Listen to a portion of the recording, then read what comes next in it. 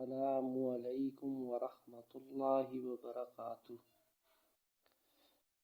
محترم سامعین، آج کی محفل میں آپ کے سامنے شب برات کے حوالے سے چند باتیں عرض کروں گا۔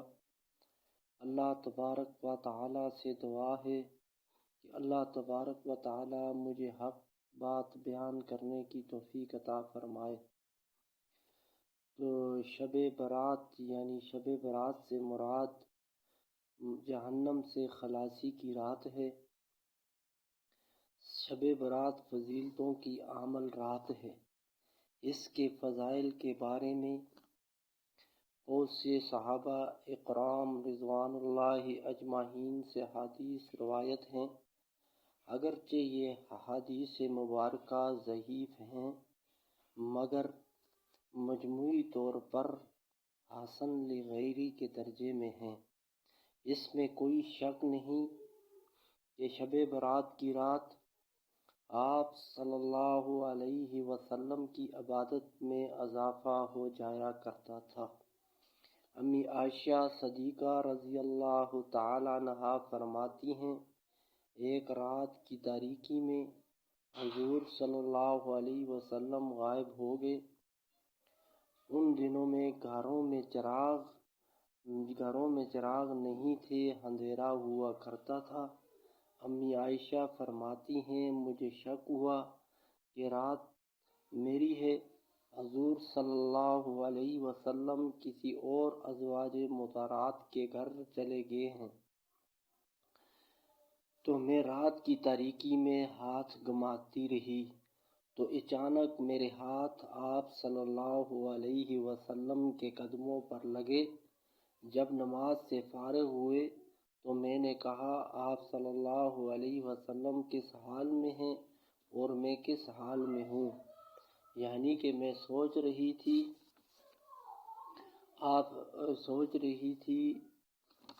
کہ باری میری ہے اور آپ صلی اللہ علیہ وسلم کسی اور زوجہ مطہرہ کے گھر چلے گئے ہیں۔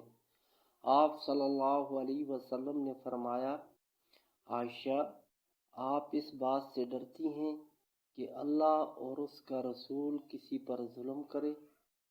ان راتوں میں آپ صلی اللہ علیہ وسلم جنت البقیع تشریف لے جایا کرتے، قبرستان کی زیارت فرماتے تھے۔ انسان کے لیے موت ہی سب سے بڑا واعظ، سب سے بڑا خطیب، سب سے بڑا مبلغ، سب سے بڑا مقرر ہے۔ یعنی کہ قبرستان میں بڑے بڑے لوگ دفن ہیں جو اپنے کو بڑی چیز سمجھتے تھے، تو اس وقت ٹنوں من مٹی کے نیچے دفن ہیں۔ یعنی کہ قبرستان جانے سے انسان کو عبرت حاصل ہوتی ہے، نصیحت حاصل ہوتی ہے۔ فقہائے اکرام نے عورتوں کو اجازت نہیں دی کہ وہ قبرستان جائیں۔ شب برات کا اور بہتر اور مستحب ہے کہ امی عائشہ صدیقہ رضی اللہ تعالیٰ عنہ فرماتی ہیں کہ حضور صلی اللہ علیہ وسلم نے فرمایا، میرا جی چاہتا ہے کہ جب میرا نام لکھا جائے کہ آئندہ سال فوت ہونا ہے تو روزے کی حالت میں لکھا جائے۔ اس رات لوگوں کے نام لکھے جاتے ہیں، کس نے پیدا ہونا ہے، کس نے اس حال میں مرنا ہے، کس کس کو کتنا رزق ملنا ہے۔ اس رات اللہ تعالیٰ آسمان دنیا پر جلوہ افروز ہوتے ہیں اور ایک منادی آواز لگانے والا اللہ تبارک و تعالیٰ کی طرف سے آواز لگاتا ہے، ہے کوئی رزق مانگنے والا، اس کو رزق دیا جائے، ہے کوئی مجھ سے دنیا کی کوئی چیز حاجت مانگنے والا، اس کو عطا کی جائے۔ ایک چیز کا نام لے کر ایک چیز کا نام لے کر پکارا جاتا ہے۔ اس رات سب کی مغفرت کر دی جاتی ہے، جو اللہ تبارک و تعالیٰ سے مانگے، مگر 8 لوگوں کی بخشش اس رات میں بھی نہیں ہوتی۔ حضور صلی اللہ علیہ وسلم نے فرمایا کہ مشرک کی بخشش اس رات میں نہیں کی جاتی۔ مشرک چاہے وہ اللہ تبارک و تعالیٰ کے ساتھ کسی کو ذات میں شریک ٹھہرائے یا صفات میں، اس کی بخشش نہیں ہے۔ چاہے وہ جتنا بھی گڑگڑائے، جتنی بھی اس رات میں عبادت کرے، تو ہمیں چاہیے کہ اس سے پہلے ہم اللہ تبارک و تعالیٰ کے ساتھ اگر شرک کے مرتکب ہیں تو اس سے پکی توبہ طائب کرنی چاہیے۔ دوسرا، بغض رکھنے والے کی، کہ اپنے مسلمان بھائی کا دل میں بغض رکھے، کینہ رکھے، عداوت رکھے، تو اس کی بخشش بھی اس رات میں نہیں کی جاتی۔ تو اس رات کے آنے سے پہلے وہ اپنے مسلمان بھائی کا بغض اپنے دل سے نکالے۔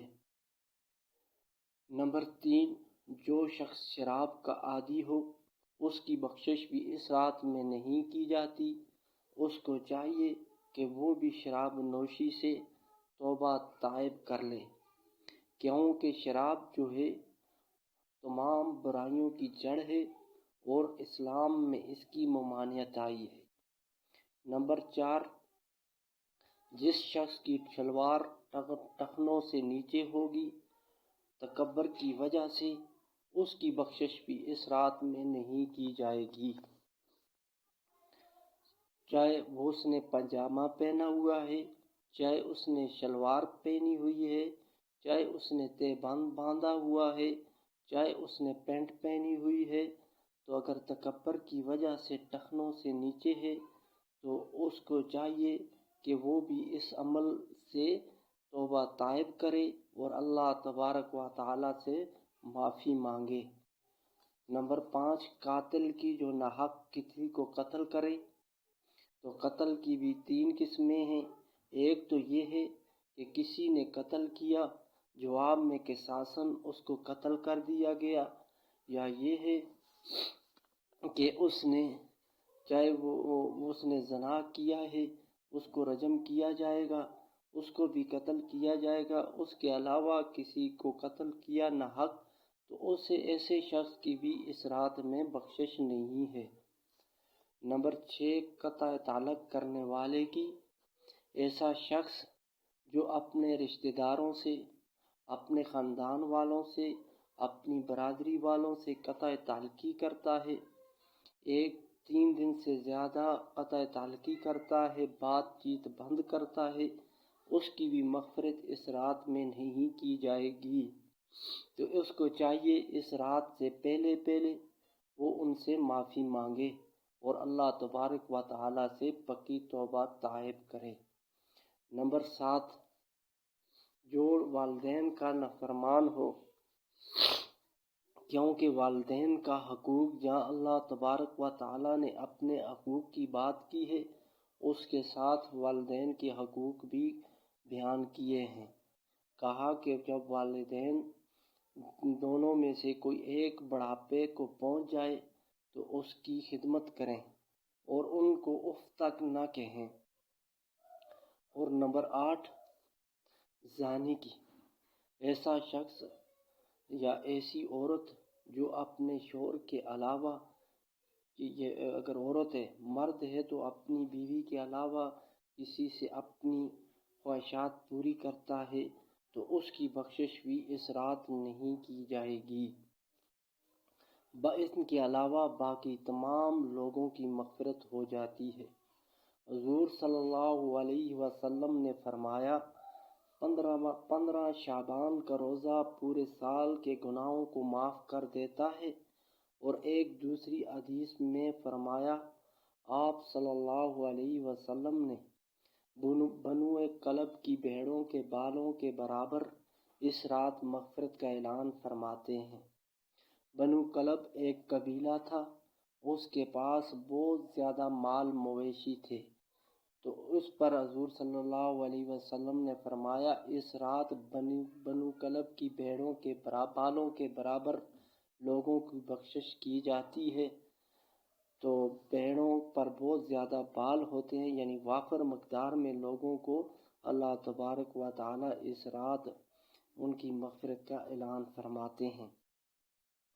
اللہ تعالیٰ سے دعا ہے کہ اللہ تبارک و تعالیٰ ہمیں بھی جو ہے نا اس رات میں عبادت کرنے کی توفیق عطا فرمائے اور ان گناہوں سے بچنے کی توفیق عطا فرمائے، اور اس کے ساتھ ساتھ خرافات سے بھی بچنے کی توفیق عطا فرمائے۔ حلوہ پکانا، پٹاخے وغیرہ اور مسجدوں کو چراغاں کرنا اور صلاۃ و تسبیح جماعت کے ساتھ پڑھنا یہ سب خرافات ہیں۔ اللہ تعالیٰ سے دعا ہے اللہ تبارک و تعالیٰ اس رات میں ہمیں خرافات سے بچائے۔ وآخر دعوانا ان الحمد للہ رب العالمین۔